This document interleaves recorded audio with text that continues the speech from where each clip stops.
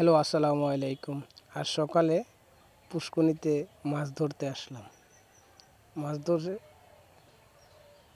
ঠিক এমন সময় দেখলাম একটি বড় মাছ আমার পুষ্করিণীতে যে সরপুটে লেগে গেছে। মাছটা অনেক বড়।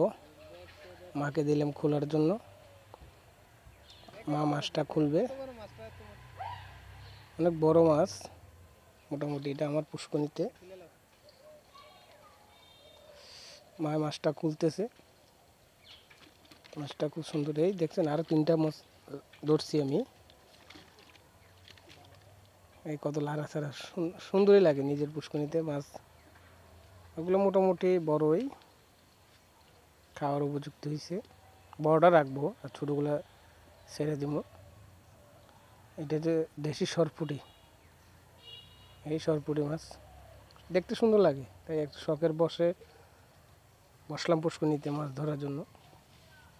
বসলাম। এটা হয়লা, এই হয়লা মাছ